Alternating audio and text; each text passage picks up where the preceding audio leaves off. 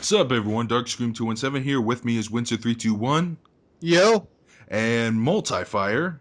Hey. And for the first time, we're actually doing a vlog talking more about the anime we've discussed in our little calendar look through.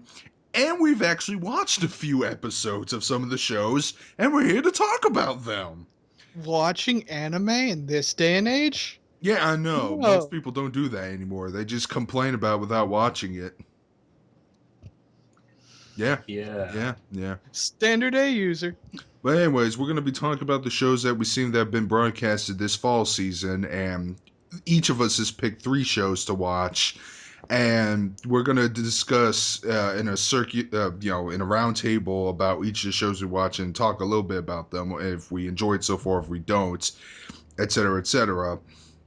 And so not every show is obviously going to be discussed, and there is one show that I'm pretty sure some of my long-term fans want me to talk about. I just can't do it now. Maybe if people asked enough. Grovel for your vlog. Sorry, that did not come out. If there were enough people asking for me to talk about Ai Tenchi Muyo, I will talk about with you guys. But I'm just scared of checking anything new Tenchi related because the past few recent Tenchi things have hurt me to the point where I just don't want to continue. No, man. I don't want a very painful cavity search again. That will be relevant later on the topic, trust me.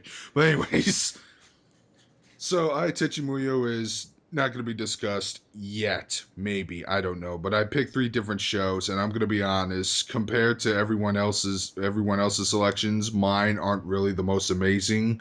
So I'm going to not really be the first to talk about it.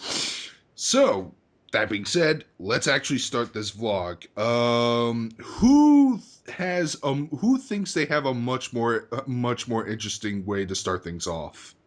Well, I could always start off with some great fun. All right, let's see what you got. Okay, the first one I'm doing is Amagi Brilliant Park. So this show is about a narcissistic MC that loves himself and thinks himself to superior than everyone else, named Kanye. He gets picked. In the subtitles, it's spelled Kanie, but if you pronounce it, even if you try to pronounce it as Kanye, you just think Kanye West. Kanye-sama. Kanye is picked up by a girl named Sento, who pulls a shotgun on him and threatens him to go on a date with him or else she will shoot him in the face. Kanye obviously says yes because he don't want to shot in the face. So he waits for her outside of this shopping district, looking at himself in the glass and talking about how amazing he looks, and of course all these girls fall for him. Sento then finds him and takes him to a place called Amagi Brilliant Park. When he sees the entrance, it has like a big castle. It looks all nice, but it turns out they had to sell the castle to a love hotel because they couldn't afford to keep it. All right, I've seen the first episode of Brilliant Park with them. Get to the Okay, I'll get to the point. Amagi Brilliant Park is a death trap, basically. It is composed of nothing but falling apart rides and shambled, weird, like, little presentation attractions. You have a bunch of mascots that, while they seem cute and cuddly, all have terrible personalities, such as Macaroon, the sheep that does all the music but is lazy and doesn't feel like working because he always feels uninspired. Tirami, just like every other artist in real life. Tirami, the cat, who I'm pretty sure, despite the fact is pink, is a guy because he always talks about wanting to go to red light districts and cabaret clubs. And then you have Molfet, the obvious ripoff of Banta from Full Metal Panic. But if you call him a ripoff, he will beat the crap out of you. He is a very easily angered character and will always fight. This leads to a majority of the plot, the issues that Kanye has to face getting this park on track. No. You also have these four like elementalist girls who are mostly there to be just character personalities that people like turning into their waifus. Um, So, anyways, he was tasked to fucking turn this park around by the round. manager, Who and who? Oh, okay, you can say this part. apparently they kissed, which they showed on screen, which was something KyoAni has never done before or has seldomly done. And there was a flashback that showed something dark part of his past. You said he punched punched that girl, Okay, did he? whenever he first sees Lafita, the princess, he has this weird flashback of her lying on the ground and him as a kid with his fist all clenched. Ah. And you also learn that Kanye is not his actual name. I assume after Oh, after he's a seeing that backstory, his real name was Chris Brown. Oh, wow. But the kiss gives him the power to read minds of anyone once. He has rarely used this power since episode 1, but he used it in the most recent episode to complete a challenge. And he agrees to go and help out with the park. We're kind of reluctantly at first because he says, well, I have better things to do with my life because I'm so great and awesome and all. But You know, he ends up... this is gonna be the first time where the female actually abuses on the male character. I would actually be in favor of it this time. Pull the trigger. He finds out that all the characters here are not human, but they come from the magical land of Maple Woods or Maple Land or Maple Story. I don't know. And they can only live as long as they have a fan base. If their fan base dies, they disappear. That's fucking awesome. And yes, it is, and it's almost true to real life, really. Yeah. And they also make jokes about Mofet saying, "Oh, if all of us get kicked out, then all you have to do is go to that one amusement park with that character that looks exactly like you." All right. So, what are your thoughts on the show?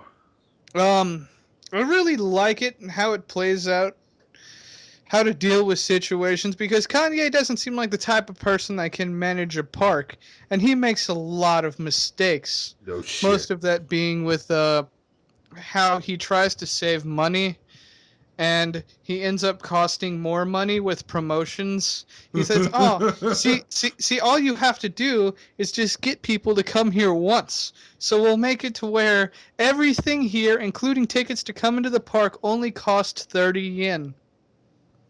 Dude, that's like less than 3 cents. Exactly. So we figured, we'll get all these people to show up, and then once the promotion's over, they'll come back. And while most of them came back, not a lot of them did, and they weren't able to pay their workers. That is so fucking stupid. Dude, it's funny you're talking about how he's running this business to the ground, because yesterday a very awesome book came in the mail called The Death of WCW, the 10th Anniversary Revised Edition. And basically this book is detailing WCW's quick and insane downfall. Yeah. It's a great... my friend recommended this book to me. He has the original Death of WCW, but he told me the revised edition is going to have more stuff to it and, further details, and even showing how wrestling companies like TNA still make the same mistakes WCW made back in 1999. And just hearing about Kanye running the business, I'm thinking, oh my god, this guy is like Mr. Vince Russo, Bischoff, Hogan, Nash dude right here. He's gonna run things even more to the ground, which I want to talk about my viewing experience with this show with you. Multifire. Before I watched the first episode of this anime, we watched Terraformers, which we'll talk about later because I know that's on Jordan's list. but then after that, we saw of the ending to School Days, just to just for that sadomasochistic pleasure of that horrible, horrible ending where everyone suffers. Then we Yeah. saw a montage of all the bad endings to the video game. Then we saw a montage of all the death scenes in the Corpse Party Tortured Shows AMV, and I'm like, man, I feel really depressed right now. So I thought this. So an anime about an amusement park, awesome. And then I saw how shitty the amusement park is, and it's like, wow, it's like I saw my parents get murdered in cold blood, and you decided to cheer me up by going to Detroit or something. What are you doing, man? Well, I want to bring up one thing. It's funny that you bring up wrestling. Okay. Because there's one character in Nagami Brilliant Park, and he's the security guard, and he's a luchador. Awesome. and in the recent episode, they talked about how they were understaffed, and they needed to hire more people. So they just decided to have tryouts for anyone who was willing to work here, and they got some really weird people. They got, like, another luchador who was, like, a failure. And then they said, I don't know if we should hire you. After they just got done hiring literally anyone that walked in, they hired a ninja. They hired an astronaut that got fired. And they bring in this luchador, and they're like, okay, here's what we need to do. We're going to have you fight our security guard. And depending on how you do, we'll see if we're hired or not. The security guard comes in, and this dude, like, snaps. He, like, goes and he, like, beats this security guard to the ground. So they decide to hire him. I have a feeling they're going to use that as an attraction at some point. That does sound really hilarious. But anyways, I think Kanye needs to read the book The Death of WCW in order what not to do with the business. Then there are other characters that recently came in here that was just these 3 girls that decided to show up. One of them, her name was Iko.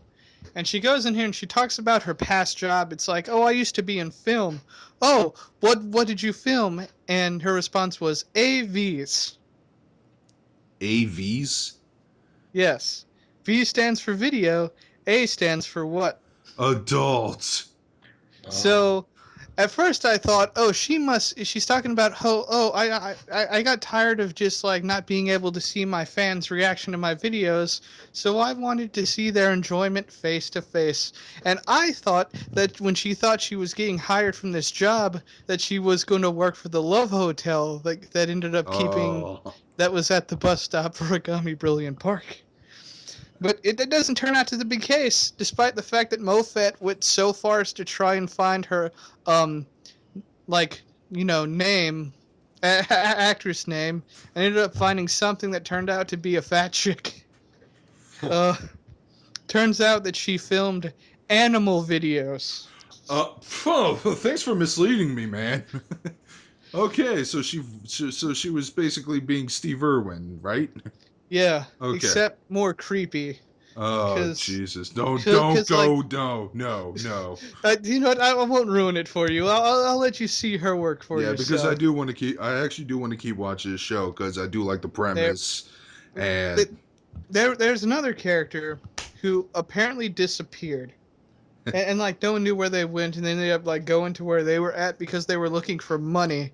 And apparently there might have been buried treasure where they were looking. They end up finding him, and he's just a NEET at this point. He's shoved up in a room. He does nothing but have Gundam figurines he built constantly all over the place, and he's addicted to online MMOs. The reason why he hasn't disappeared completely is because his fan base is built around all the female characters he plays in his MMOs. Wow, lucky. Okay, anyways, got anything to wrap up? Because we got 8 shows left.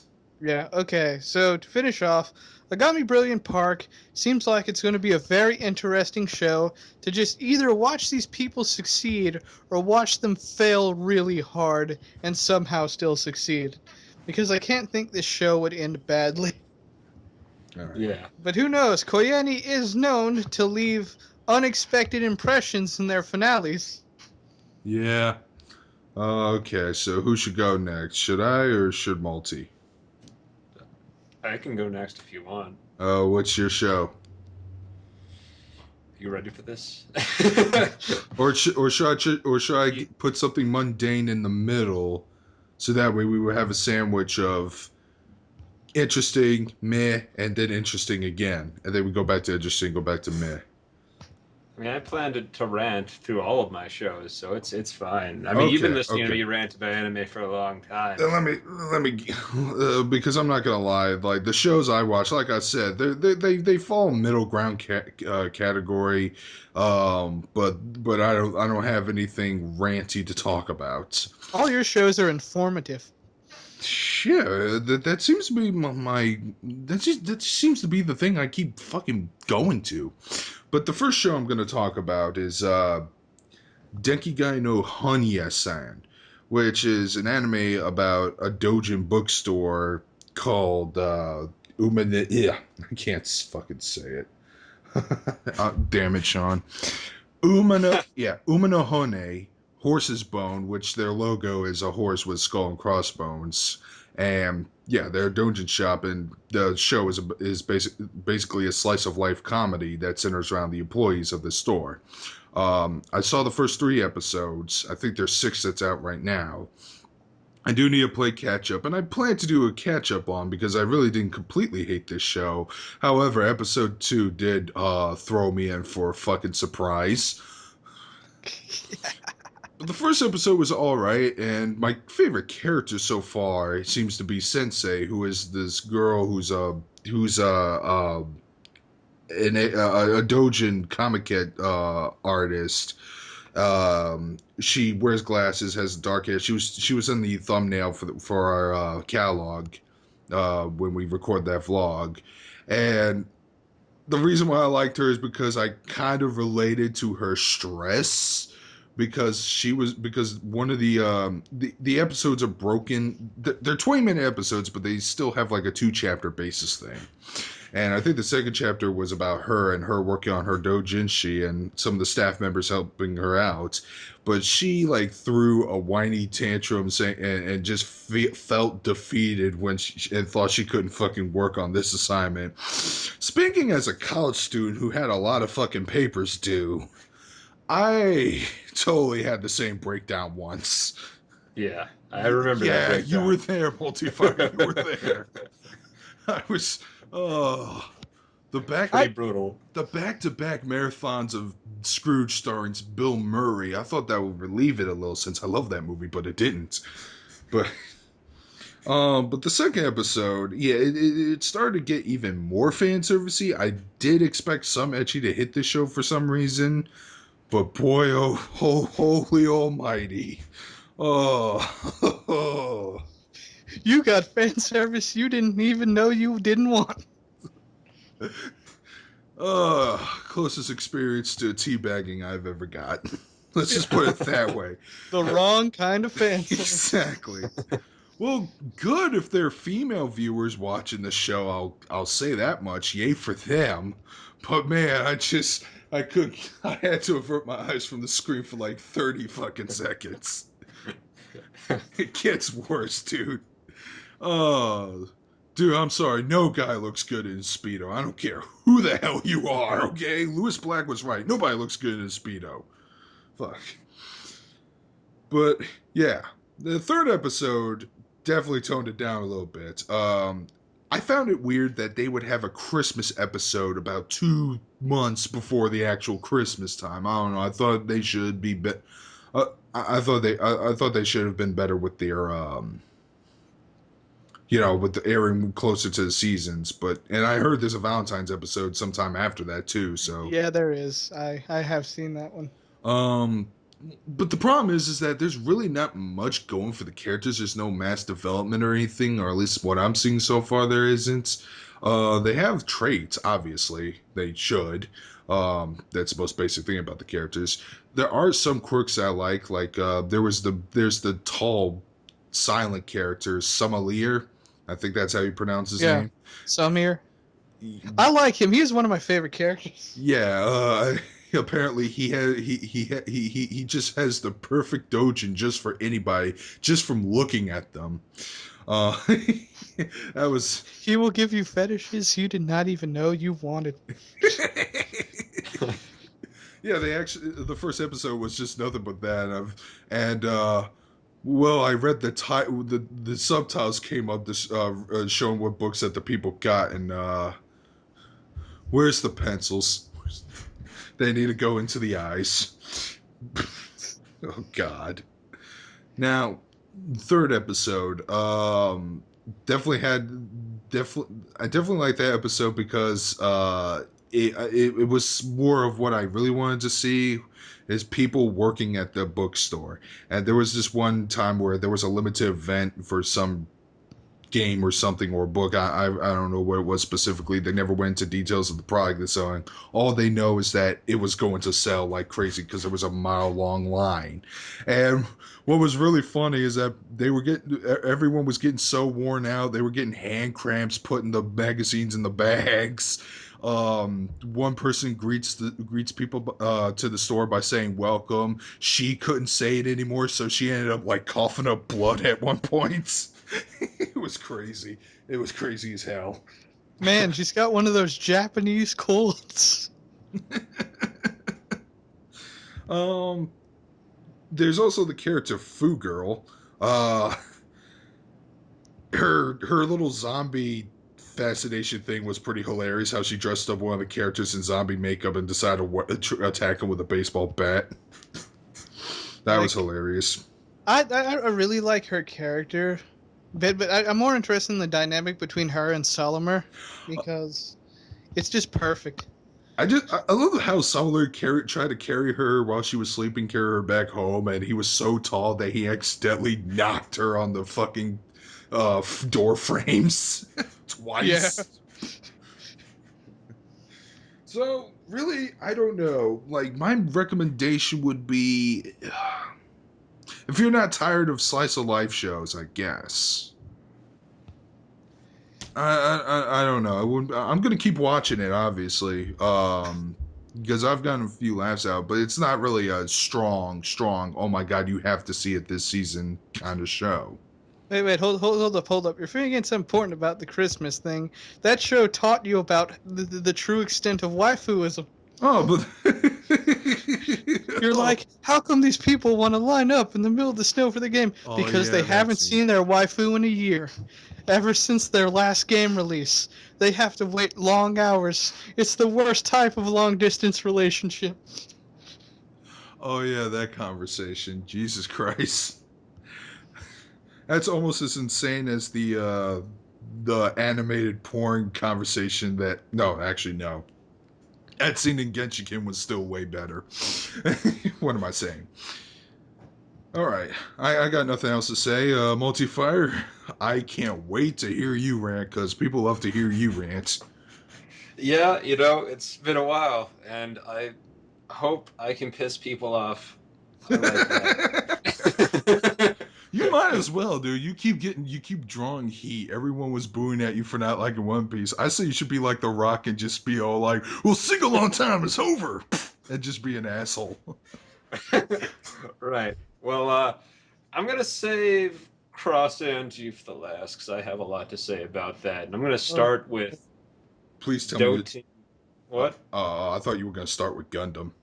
Well, I could, but I'm gonna make that the middle one because I want to start with Doten ni Wararu. I don't know if that's how you pronounce it. All right, go ahead, boy. Okay, so this show starts with stars three characters. They're all brothers, and they're basically just all giant copies of Rooney Kenshin. And it starts exactly like Rurouni Kenshin, where you're like, "Oh, this is a nice, realistic show about the time when swords were banned, and then these samurai without full-on swords have to go around and rein in the other bad samurai or whatever." That's what you think, and then people start chopping trees in half with their magical weapons, and you're like, "Oh, shit's a little nuts." Never mind. Um, so the character designs we need to touch on. The character designs are these yaoi sort of inspired characters, not full yaoi. I think they're still trying to get a male audience, but they're trying to bring in female audiences because these characters are all dressed so metrosexual. You're just waiting for them to drop trow and start sucking each other's dicks. So what you're saying is that the character designs borderline between Sayuki and Free. I don't I don't know what those are, to be honest with you. Okay. Swimming anime. Well, there's Oh, swimming yeah. anime, and then there was Sayuki. It's a popular manga. I know it has a very strong fan base. And that series had some very Bishonen-esque character designs because I think a woman wrote that. I can't remember. Well, whatever. Power to her. Yeah, you know what? I remember that swimming anime. It is kind of like that. I don't think anyone's actually gay, but things really gay. Things that are really gay do definitely happen. Like in the first episode, there's already cross dressing going on, and just like the character designs themselves with they're just made to look cute to women. And then there's like this ninja who's like their butler, and their ninja butler is just he's got like white eyeliner and just very clearly like even the straightest of men would look at this and just feel a little uncomfortable in their pants, just like, wow, this fucking feminine type characters here. I don't know about this. So, other than the character designs and the art style, um, it's has really good action with the cutting through the trees and fighting and stuff like that. You might actually really like it, Dark Swings. The fighting is really good and enjoyable, and the characters have really awesome abilities. So I have no complaints when it comes to the fighting. The animation is good. It could probably be a little better, but the animation's pretty good compared to like, you know, modern fighting anime with, we've seen like Ikki Tosen and stuff like that. It's better than that, which is already good for me. My expectations for fighting anime are getting lower and lower as time goes by because everyone's trying to cut corners. I can't blame you. I feel the same way. However, Kill la Kill did like rejuvenate my interest in fighting anime again a little bit. But yeah, But everyone that's seems to budget be. done right, though. Yeah, but everyone is corner cutting with most of these action anime. They're either dragging like dialogue scenes for too long, or just not show the fight scene at all, or the fight scene's like literally 30 seconds. I understand why you would feel a little, a little jaded about most of the recent action anime. 7 minutes worth of still frames. Thank you, wizard barristers. Still frames and screaming.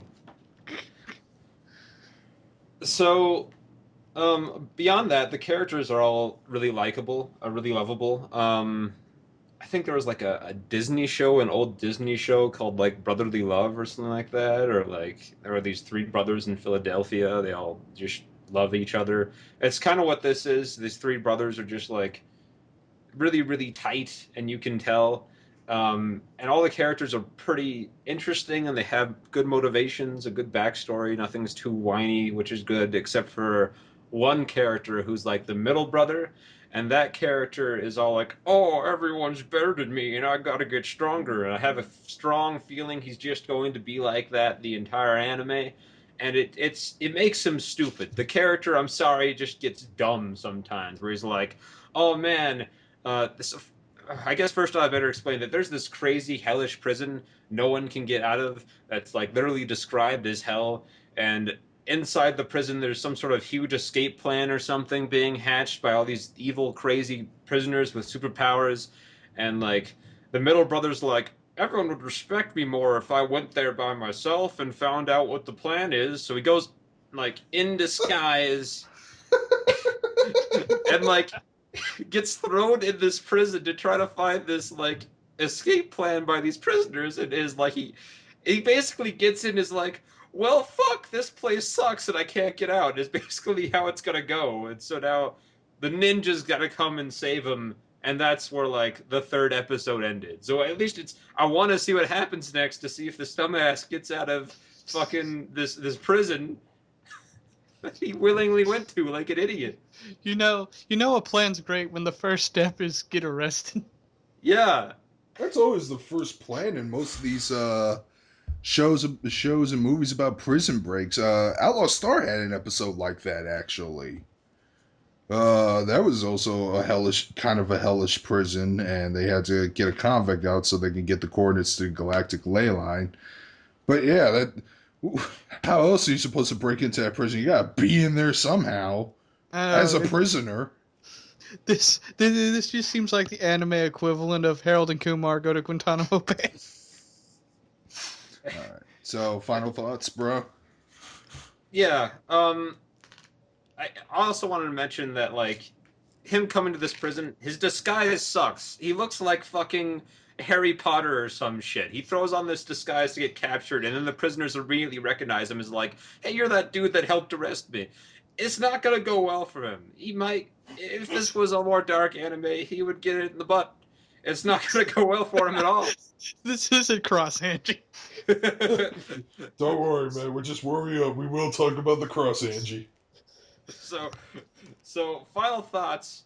If you are all right with some hot sausage dueling, then you're gonna be okay with the rest because everything else is solid, and you know, good anime.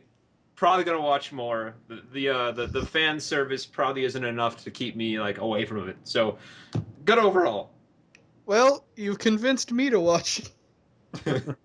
Then again, I watched the entirety of Freeze, so Oh, all right. nothing can stop me. All right, bro. You got the next show. Okay, the next one on my list is Parasyte. Yay, after all these years, finally getting an anime adaptation. Okay, so our main character's name is Shinji. He is super beta. He is the ultimate beta, but luckily, one night, the plot device fell on his head in the form of a tiny parasite. Unfortunately, it didn't land in his head, which is what it wanted to do, and take control over his brain. Instead, it went up his arm, and the dude smartly used his headphones to cut off the blood circulation to his arm so he couldn't move. Thus, the parasite had to stay in his right hand and sort of grow into its form, which is this weird little thing named Migi. He named himself Migi because that means right in Japanese or something like that, and he's in his right hand. So there's a bunch of murders going around where everyone's getting mutilated and lobotomized in all sorts of horrible ways. Izumi finds out that it's these weird parasite people that are going around and infecting everyone's brain, and he has to go and essentially hide himself from them and kill the ones that are attacking people. He has this chick he likes named Satomi. She hasn't really done anything yet. She's just mostly there to be the victim and the plot device most of the times. But the interactions with like Migi, seeing Shinichi like interact with her is pretty hilarious. Because in episode 2, like both him and her have a conversation, and then when he disappears, Migi decides to turn Shinichi's hand into a dick. And you're like, why did you do that? I just wanted to see where this was going to go. I want to know how human, like, intercourse works. If only my hand were my penis. So That was it's from like Golden Boy. and so at this point, he ends up running to the bathroom, and while he's doing that, he's trying to like take a piss, and Miki decides to start jerking him off. He's like, "What are you doing? What are you doing? I just want to know how this works." So he ends up like taking him, running into the sink, and putting Miki underwater and turning the water on him. And while they're doing this, dude's just in the bathroom looking at him, and just walks up to him and goes, "Why are you talking to your Johnson?"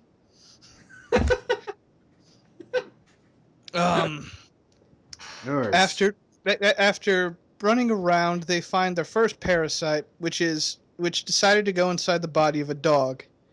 And whenever beast the parasite goes into, it turns into a cannibal and only eats that of its kind. If it goes into a person, it only eats people. If it goes into an animal, it only eats that of the same animal. They end up having to fight it, which is pretty easy because Migi just turns into an elongated arm with a knife on the end and stabs him in the head and grabs his heart and rips it out. Yay. Violence. And completely uncensored, by the way, unlike other shows. And But and this pretty much is like the plot of him deciding what to do with his weird little new right hand companion. And this leads him to meeting to a woman named Rikito, who joins the school as a teacher. She is a parasite who tries to adapt to society and blend in with them. In which she finds out that Shinichi also has a parasite in him. They talk about it. He introduces this one parasite, which is super insane and just wants to kill everyone. They decide to refer as Mr. A. This leads to some weird discussion about how Riko tried, like, sleeping with Mr. A, and she got pregnant, and apparently the baby is human. So even if parasites decide to reproduce, the babies are still human, and I guess that means, yay, more food for them. Uh, and the way this plot seems to be going is, I think Shinichi's just going to go and try and kill all the parasites. There's like worries of him slowly mutating and becoming a crazy sociopath like everyone else, but that really hasn't been explored yet. I mean, we're at episode 6 at this point, and that was just him getting beat up by a gang because he wanted to prove himself. So he still has a lot of character development. I'm interested in seeing where the show's going, but at this point, I have no idea where it's going. Yeah, it seemed like a show that was going to have a lot of drama. Is that sort of what it's like, or is it mainly does it have more Well, comedy? Well, the drama sort of hit because an important character got killed and a parasite took over the body. Oh, The plot of it was this. The parasite was in a woman's body and decided to go on this date with a guy. The guy crashed his car, and the woman parasite had severe blood loss and was going to die. So her idea was, I'm just going to chop off this dude's head and jump from one body to another. The mistake of that, though, was since it was in a female body and jumped into a male, it had no idea how to use the male body, and it slowly shut down on itself. So then it found a character who was one of the main characters, who was a female, cut off her head and took over her body, and that's the point where we're at now. That character and Shinichi are about to fight, most likely. I won't say who it is because it's a pretty big spoiler. All right. I got nothing to add. I haven't seen anything of Parasite. It's funny. I find it more funny than like drama at this point because Migi doesn't care. He doesn't care about anything. He has no feelings towards anything. He just wants to live. Final He's like, thoughts? I'm gonna keep watching it. It has the promise to go somewhere. And if you don't feel like watching the show, you can just wait till the live action movie comes out. Because that'll be fun. Yay. All right. Next show, I believe I'm next. Shirobako. I've only seen the first 3 episodes. Like this one, I've been doing the 3-episode rule. Really, I should have been watching more episodes, but again, I kind of got lazy.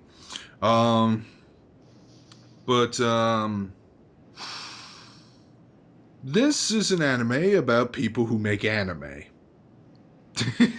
Let me expand on that a little.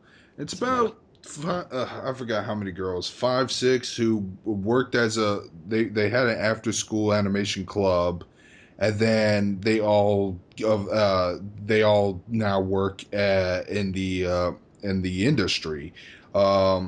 So far, from the first 3 episodes, they've focused on one of the main female characters. I believe Aoi Miyamori, who is the I have my cheat sheets here.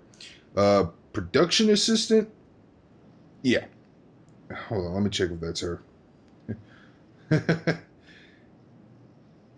Okay. So, Shirobako is a show about anime. Yes, it's very informative. You learn all the hardships anime studios have to go through. And who knows?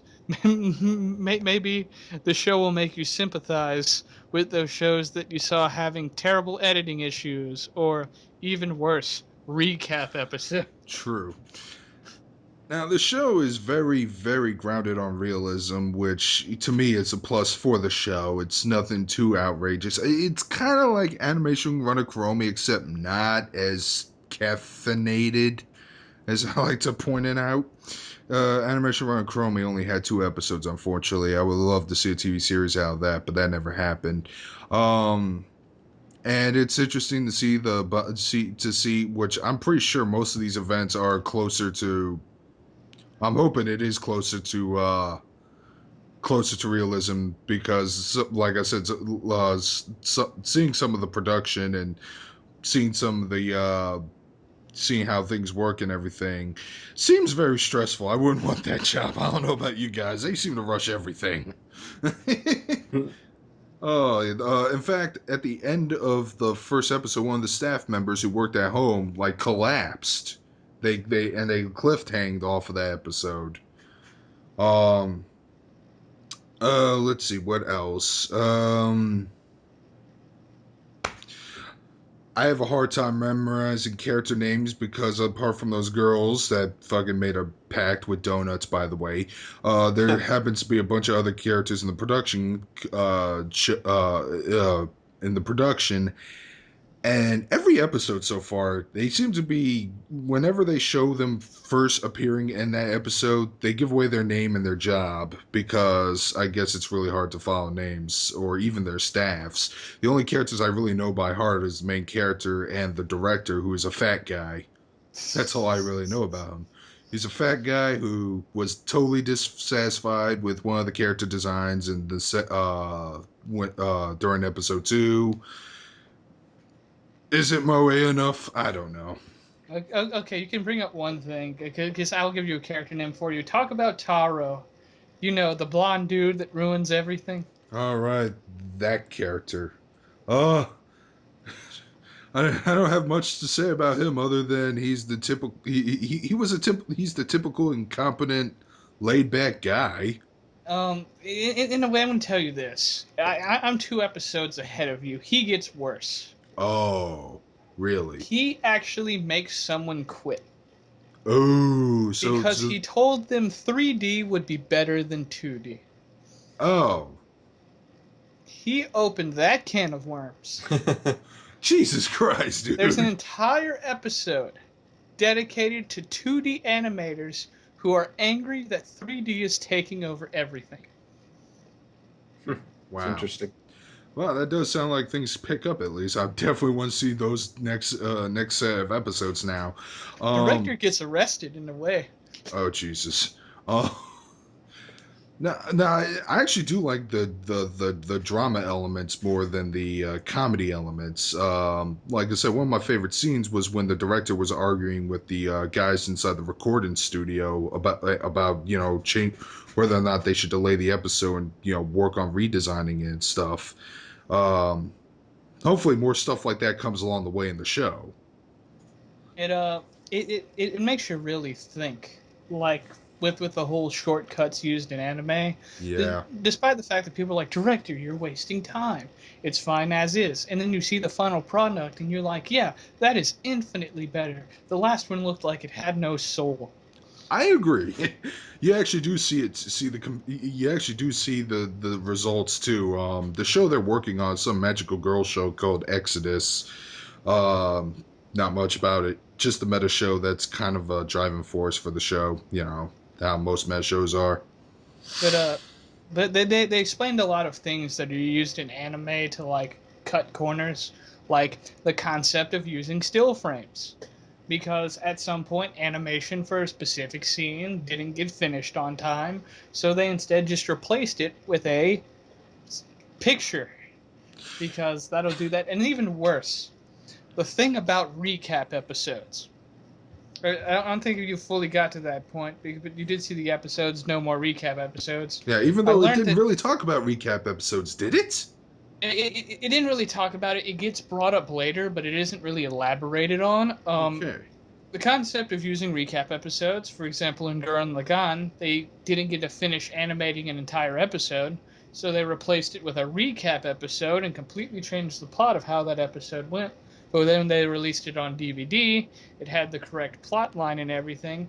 So at this point, recap episodes are only used to save money and space. I don't recall recap episodes being used any other way, to be honest with you guys. And They've yeah, always, I always saw it that way. but in Shirobako, they had a failed anime production called Jiggly Jiggly Heaven. Yeah, that show was brought up a few times, and what the hell was that about? Then it was like their biggest failure, and throughout the other episodes, you Well, you would find out. think Jiggly Jiggly Hell Heaven would be successful, wouldn't it? It's like it apparently went through so much redesign because the director couldn't, Oh yeah, come that up was with a solid idea. that was It's one found of out his later shortcomings that was brought up when one of the people were arguing against him too. whenever he says sorry about the recap episode, you find out later that the show had 3 recap episodes. Jesus. Okay. Don't say anymore because now after recording after this, I want to watch more of the show now. It does sound like it got a lot better. Because I'm not gonna lie, the shows did start off pretty slow pace, and I could see some people being deferred from checking it out. Am I using that word right? Or was it deterred? People said the show was boring. Fuck.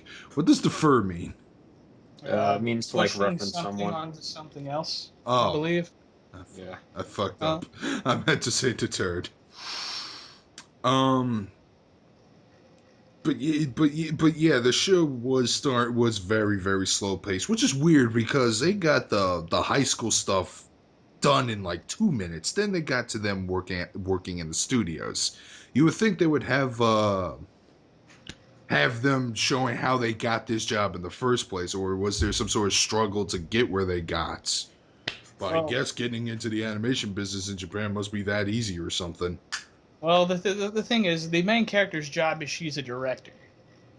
Yeah. Anyone can be tasked with that job if they have the right credentials. You just have to be good at management. It's not like you're becoming an animator or becoming a voice actress. Jeez. But it's just like seeing how much hell it takes just to get one episode out, and you realize the Japanese animation companies, they don't do things a long time in advance. The fact that they're like, oh yeah, we only have a week to get out the new episode. They don't send the final episode out till the night before it airs. Yeah, I see that on a lot of shows. Whenever the other shows similar to Shirobako, whenever it's about somebody making an anime or something, they always have that scene where the guy has to deliver the final print to the fucking studio to broadcast it. It's always kind of close. I believe the final episode of Golden Boy was actually all about that too. That's 2 Golden Boy references I made. I'm gonna keep it up. And then you have things getting brought up like Korean outsourcing and things like that.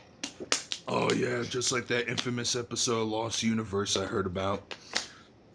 Alright, so Shirobako. If you're into stuff like Bakuman or anything that talks about the politics of behind the scenes of making your favorite shit, then yeah, I would definitely give it a high recommendation. It's definitely my second highest out of the 3.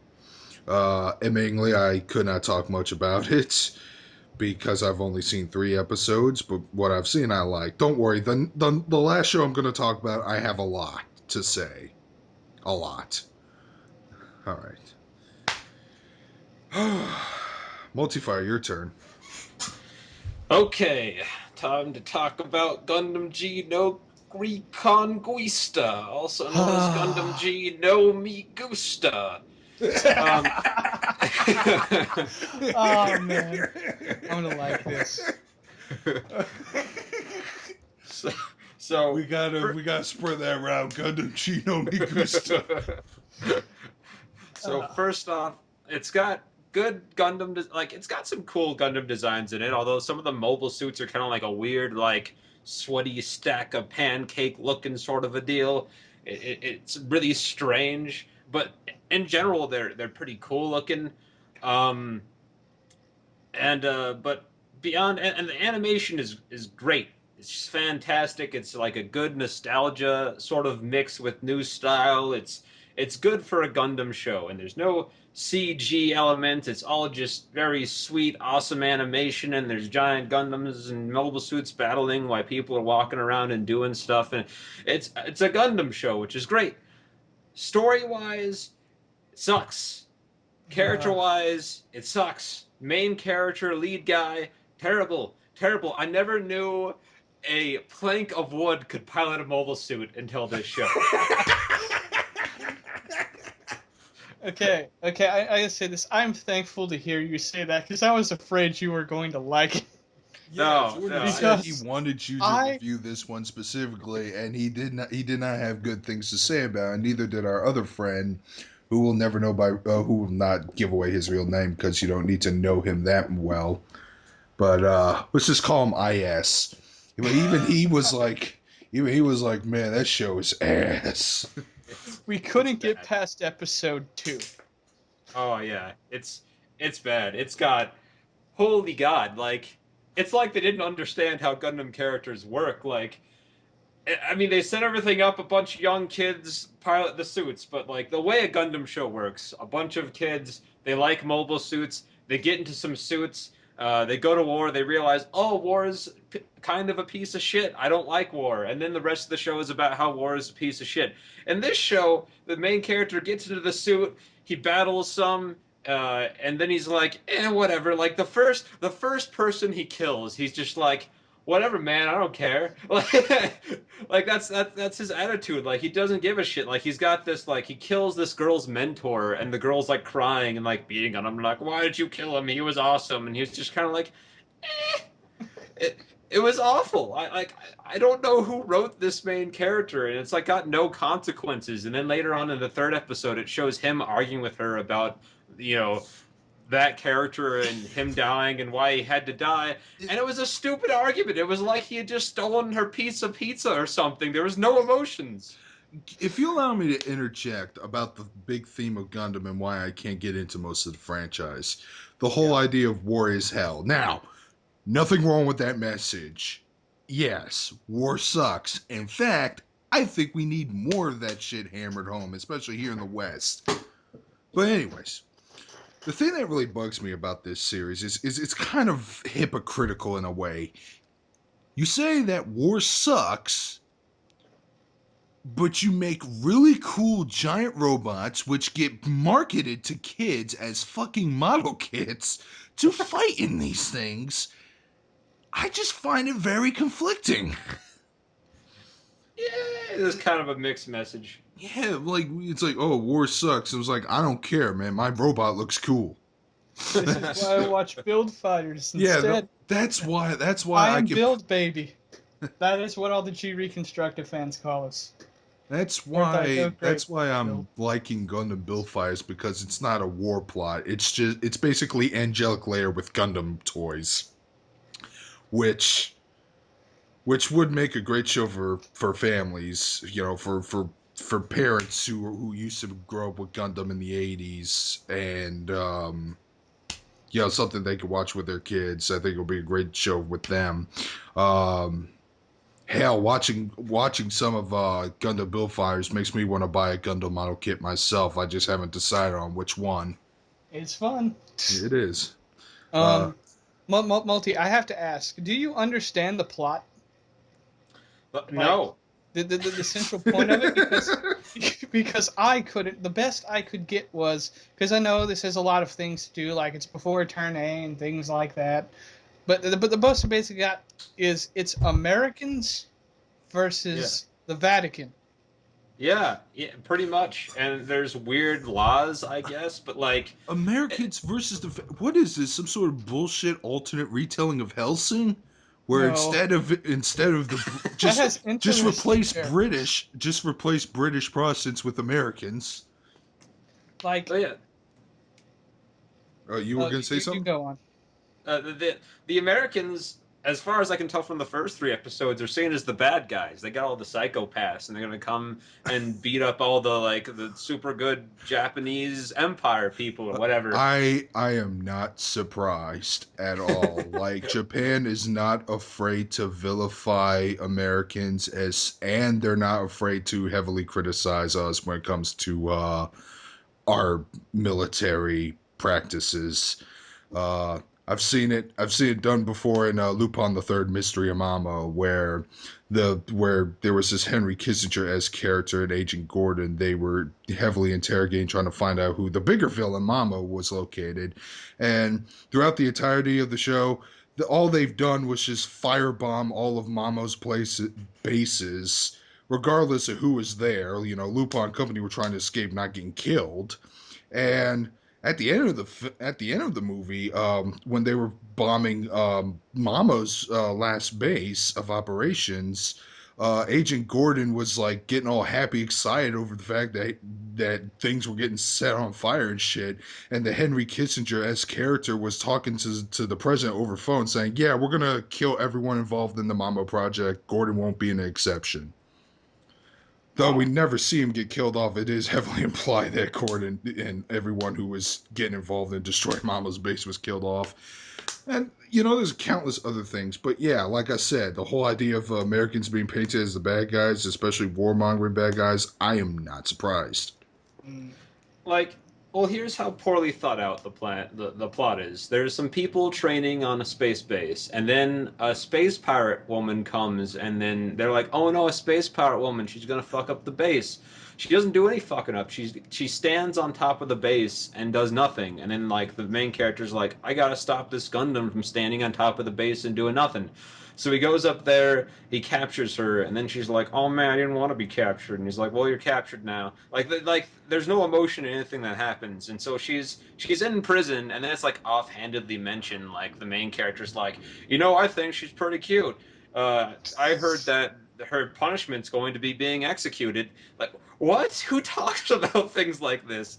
And so they're chilling, and eventually they start getting attacked, and as they're getting attacked, the main character's like, "Let's go over to the prison because I don't want that chick who's going to be executed to die in a firefight for some reason." So he goes there and saves her, and then they're all like, "Oh no, we got to stop the people from attacking us." So then they get in a suit, and then they stop the people from attacking them, and the main girl's mentor dies or whatever.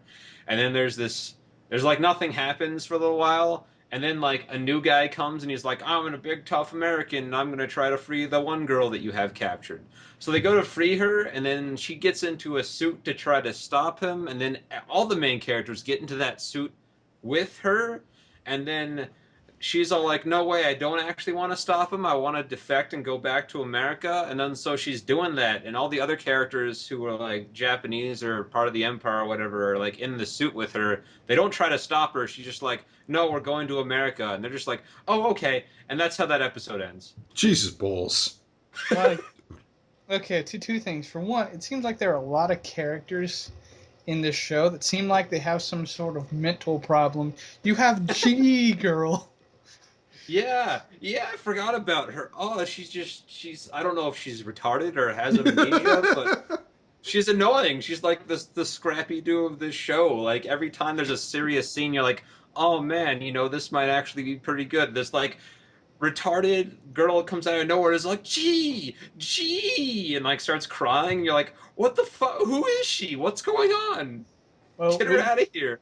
but like the only thing I figured out is she was the first pilot of the main Gundam, and apparently whatever happened to her when she fell out of that Gundam, I guess she hit her head on a rock or Yeah, something. Oh. I don't even like.